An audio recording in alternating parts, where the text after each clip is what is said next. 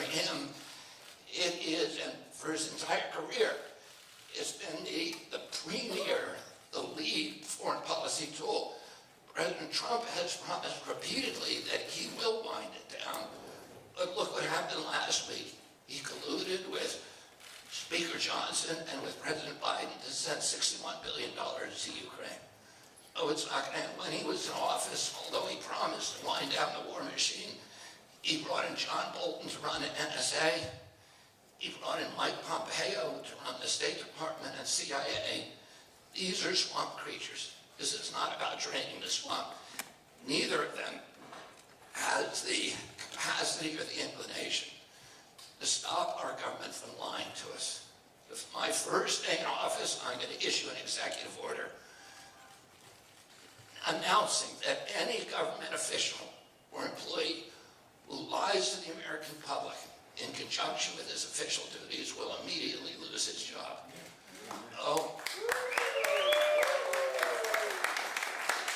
If President Trump or President Biden had the inclination to do that, they would have done it when they were in office. The chronic disease epidemic that is now debilitating 60% of our kids, $4.3 trillion a year, 5 times our military budget. Neither of them has made any, both of them presided over it. Neither of them has made any move during all the time they were president to try to address this issue. The destruction of our soils, the addiction to processed foods. There are 1,000 ingredients in our foods that are banned in Europe. And they're feeding this chronic disease epidemic. So these are the issues that are absolutely existential to our country. And Americans are tired of them. And President Trump and President Biden have already shown they have no capacity to change them. And those are the issues, or some of them, that prompted me to announce almost a little over a year ago my run for President of the United States. Now, over the past couple of weeks, as my poll numbers have continued to climb, I've been accused by the press and by President Biden, and now President Trump, of being a spoiler. So we actually did a poll to test whether that accusation has any basis. And that's the poll that we're going to talk about today. Let's first look at this. This is the dictionary definition of spoiler. A spoiler is a political candidate who cannot win. Number one, who prevents another candidate from winning by taking away their votes. Well, those are the 2 conditions that you need to fulfill if you're going to win the designation as a spoiler. Now, I can't win this, and I'm going to show you why. First, we just did a poll, the typical poll that you see from Quinnipiac, New York Times, CNN, and Gallup, has between 1,000 and 3,000 to 3,600 people that they survey. These are the polls that you all report on. We did a poll, 50 states, 26,000 people, 10 times what anybody else does. This poll typically costs between $200,000 and $500,000. And it gives us a very, very clear picture of who can win this election and who cannot. And I am going to invite my campaign manager, Amaryllis Kennedy, up to explain this poll to you, and then I'm going to come back and make our big announcement.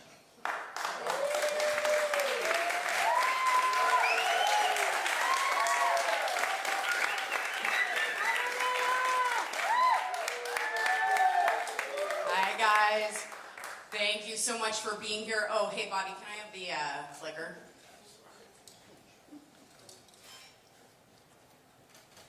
Brilliant. So, as you just heard, there are a few things that set this survey apart from all of the other polls that you're going to see floating out there in the media. One of them is the sample size. Let's So as you can see here, more than 10x most of the other polls that are out there. And of course, the more people who respond, the more accurate the results. So most of these polls have margins of error in the 2%, 3%, sometimes even 4% range. The Zogby Strategies 50-state poll, 26,408 respondents, and the margin of error is 0.6%. The other thing that sets this aside is that rather than being a national poll, this is a 50-state poll. And the distinction there is that there are respondents across every single one of the states with enough coverage in every state to be able to actually allocate the electoral votes as if the election happened today. Now, why does that matter? As you all know, we live in the electoral college system. They call it winner takes all because the candidate who gets the plurality in each vote, with the exception of Maine and Nebraska, get all the electoral votes. That seems obvious to all of us. Everyone knows it in politics, everyone knows it in the media, and yet still point to national polls as an indication of who's going to win. Now, to understand why that is problematic, I think these are reversed on the clicker. Harken back, if you will, to 2016. This is the most recent example you'll all remember of a candidate winning the national electorate popular vote and losing the White House. Imagine that you had the most accurate national poll that has ever been done, a 0.0% margin of error that was taken the day before the 2016 election. It would have told you that Hillary Clinton was going to be the president, and most of them did. And it would have been wrong, and most of them were. Donald Trump ended up winning that election. We all know the rest. First Trump presidency as a result of the Electoral College.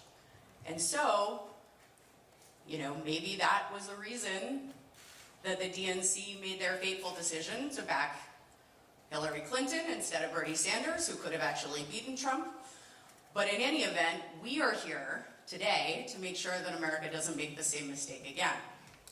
And to do that, we needed to be able to actually tally up the electoral votes rather than just do a national head-to-head race. So, with that, I'm going to show some data. I want you guys to know that there is going to be a QR code and a website at the end. It is going to have all of the 50-state data for all of the horse races I'm about to show you, high-resolution graphics, so on, so don't feel like you need to write down numbers. And we'll give you guys a chance to digest it all and then can answer your questions over the next week or two.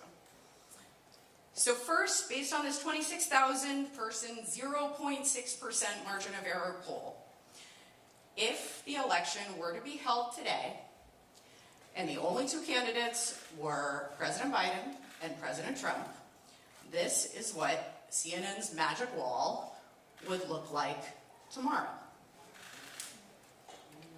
President Trump wins handily by a 50 electoral vote margin. And congratulations, you have woken up in a world where you have 4 more years of chaos and division and arguing with your neighbors, massive inflationary spending, and, you know, if there's another emergency, maybe another round of shutting down all of America's businesses. So, given that the DNC was shown over and over during the primary, polling that demonstrated that RFK could beat Donald Trump in a general, and still chose to back President Biden, what is their plan for beating Donald Trump in November? Well, maybe they plan to, I don't know, weaponize the courts and pull a hat trick and force Trump out of the race. It's unlikely, but let's say they did. What would happen? So we ran that scenario too, and here's what the magic wall in CNN would look like in that scenario. Kennedy wins in a landslide. By a margin of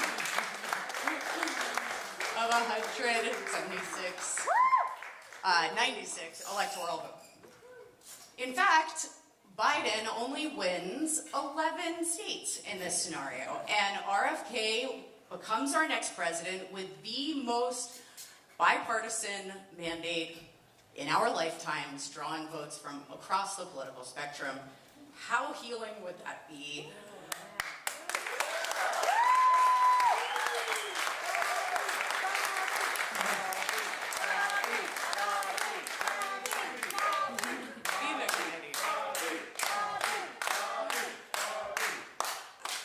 And yet, I think given that Donald Trump seems to be pouring all of his donor dollars into his legal defense, and the courts seem to have retained a shred of their apolitical objectivity, I think we can all agree that Trump dropping out is pretty unlikely. So, is there any scenario in which President Trump participates in the election and doesn't win it? Yes, there is exactly one. And that scenario is that President Biden acknowledges that he cannot win, not in a two-way, not in a three-way. We ran them both, and makes good on his 2020 pledge not to seek re-election, and allows Robert F. Kennedy Jr. to beat President Trump and save us all 4 years that we dread. Now, I realize that it might seem preposterous to suggest that a candidate should drop out just because they can't win, and by being in the race, they're preventing someone who could win from doing so. I might even agree with you. But the DNC does not think it's preposterous. In fact, the DNC has been demanding that Robert F. Kennedy Jr. drop out of this race in the name of saving democracy from Donald Trump since the moment that he stepped up to offer Americans an alternative to the last 8 years of driving America in the wrong direction. The DNC surrogates have said over and over on every television show that will give them airtime that Bobby Kennedy is a spoiler, and it is time for him to drop out to save our nation from the terror of Donald Trump. So, let's take another look at this term spoiler. As you heard earlier, the term spoiler requires two components to fulfill. One, you can't win. Two, by staying in the race, you prevent someone else who can win from doing so. Now, clearly, based on this 26,000 person, 0.6% margin of error data set, by far the most comprehensive data set that we have on this election, all told, this cycle. Kennedy does not fulfill that definition because whatever you might believe about his chances in a three-way, President Biden cannot win. He can't win in a two-way, and he can't win in a three-way, so nobody can be a spoiler in that scenario because they're not preventing someone from winning who could otherwise. President Biden, however, does fulfill the definition of a spoiler. He cannot win in either scenario, and by being in the race, he prevents the only person who can beat Donald Trump from doing so in November.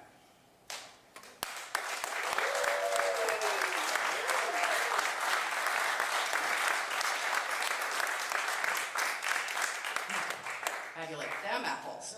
So, the question is,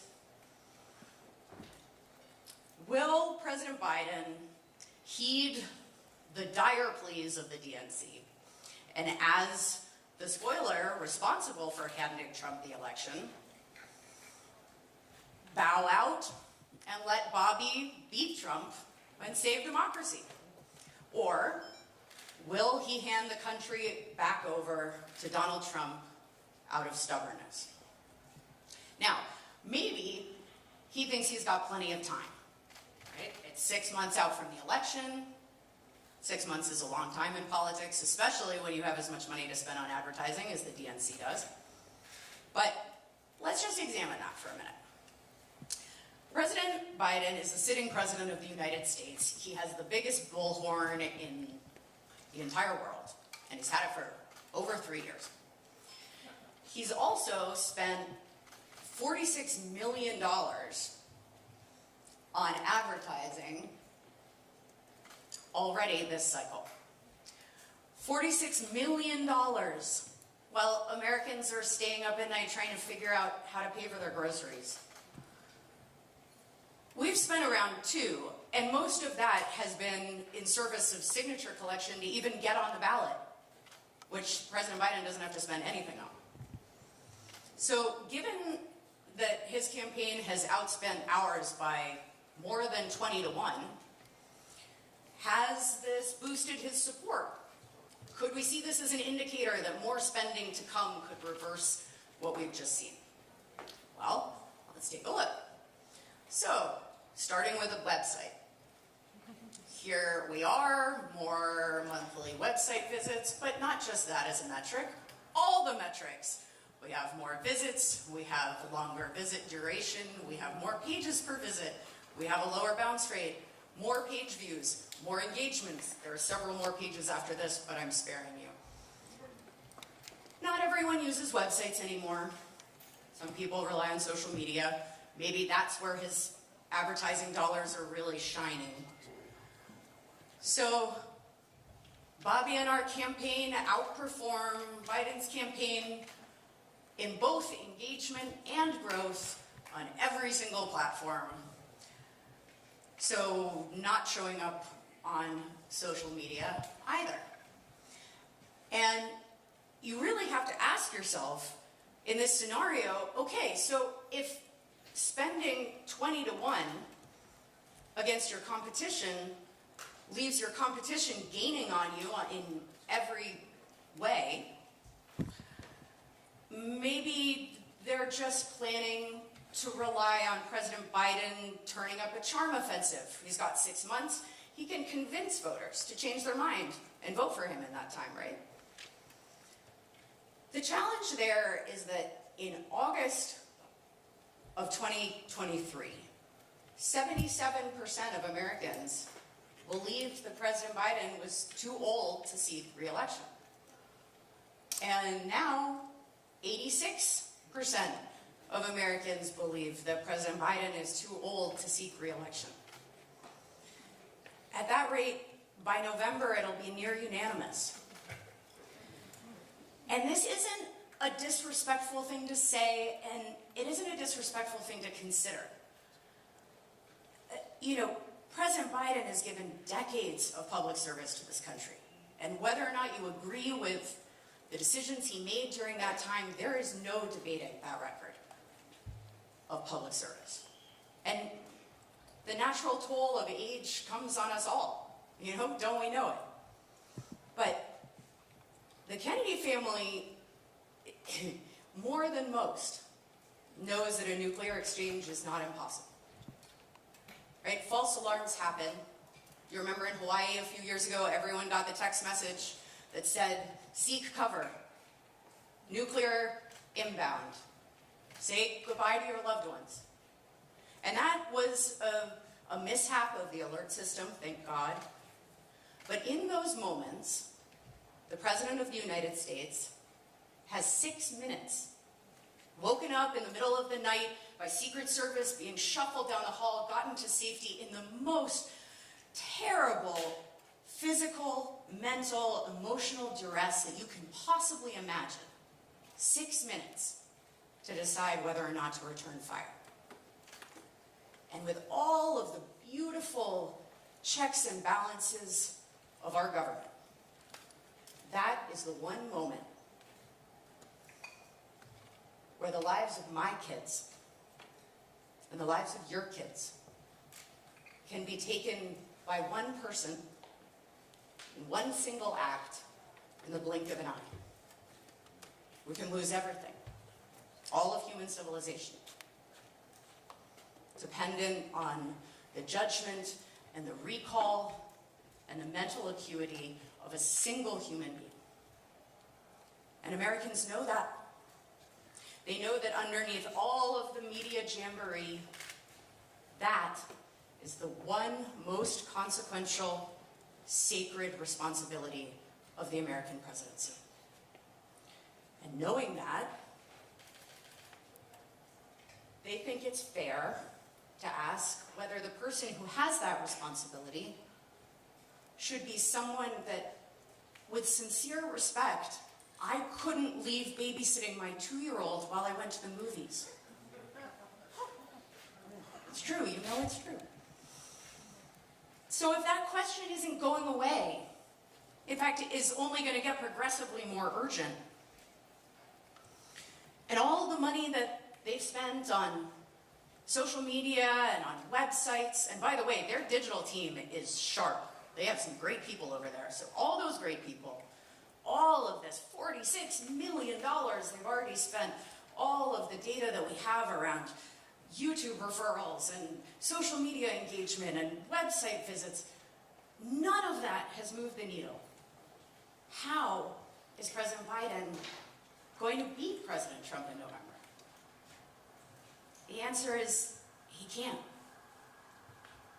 And by the DNC's own diktat, that means President Biden needs to do what he said he would do in 2020. He needs to fulfill his promise not to seek re-election, step aside so Bobby Kennedy Jr. can beat Donald Trump, save us from sliding back into another 4 years of chaos.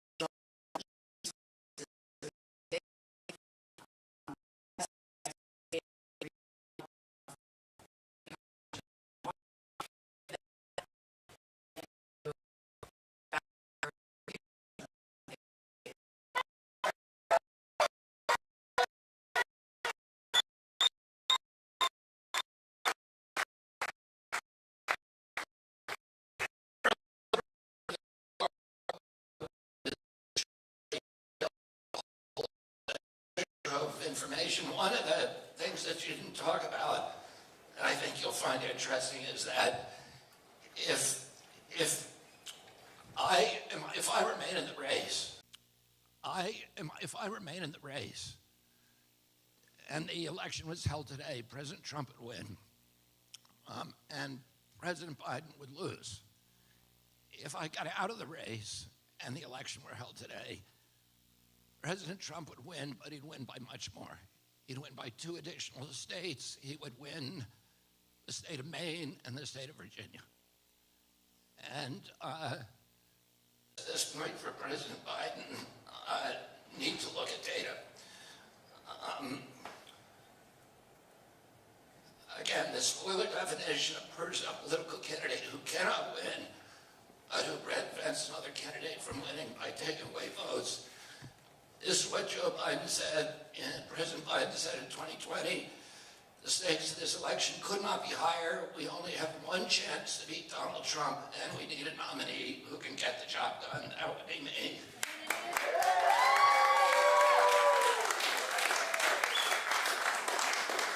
And hear what he pledged in 2019. If you can persuade me there's somebody better who can win, I'm happy to not do it, but I don't see the candidate who can clearly do what has to be done to win. Well, now we can see that.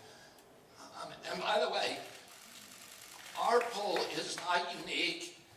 Every poll that has posed this question, a head-to-head race between President Biden and President Trump, and a head-to-head race between me and President Trump has said the same thing, that I perform much, much better against President Trump than President Biden does. Here's a poll that was done by Zogby. This was in April 2024. This is one of the reasons that I stayed in the race and switched party. Oh no, sorry, this is this one. This is the May of 2023 poll, and it showed me beating, in a head-to-head race, me beating President Trump by, I think that's, it was 14 points. No, it's 18 points. And me, 24 points. And me beating Governor DeSantis by even more. Oh, the other poll, which is recent, April 2024 TMZ poll, this is this is a significant poll because it's 56,000 people. And it also shows me trouncing President Trump. So anybody who has doubts, any of the media organizations that have doubts about the outcome of our poll, these are the only polls we know about that have asked this question. I would challenge you to do your own poll and ask this question: who does better in a head-to-head race against Donald Trump? Is it me or is it President Biden? And that could be consequential because this is the no spoiler pledge, which we're announcing today.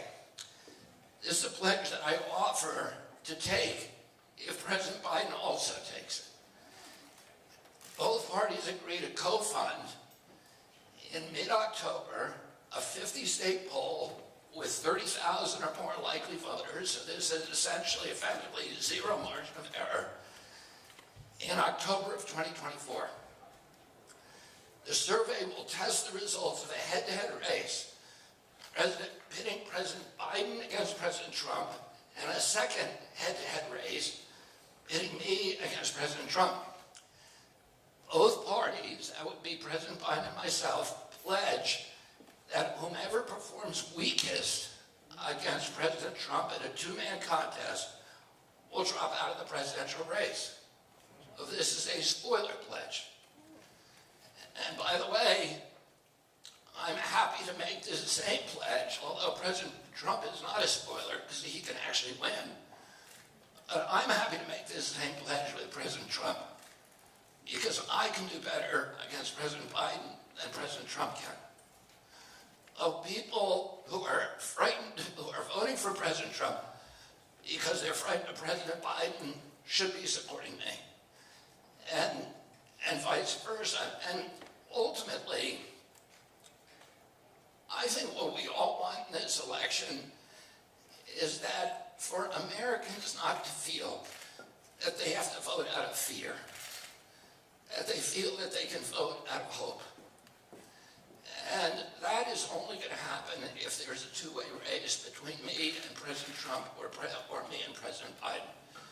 The other thing is, if you picture what this country is going to look like in November, if either President Trump or President Biden won, the division is going to continue, the anger, the vitriol, the chaos, the polarization is going to worsen. The only way to end that is through my successful candidacy. I want to thank all of you for coming out here today. God bless you. Thank you very much.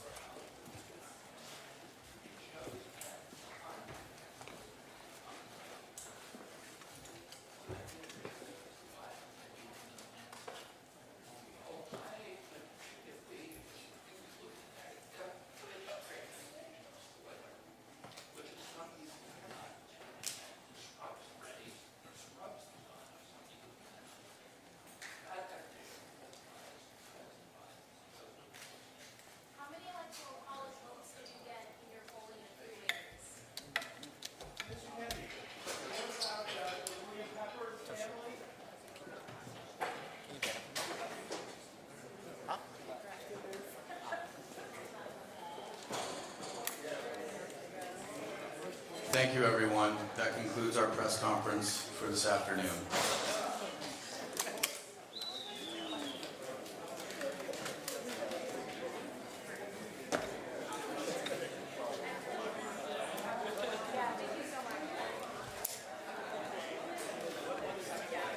Hey, I think we stopped calling that a press conference and just call it a speech. He didn't take any questions.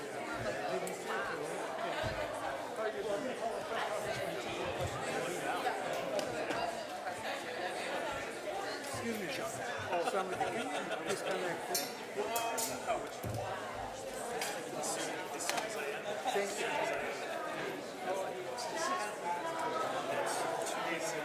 you.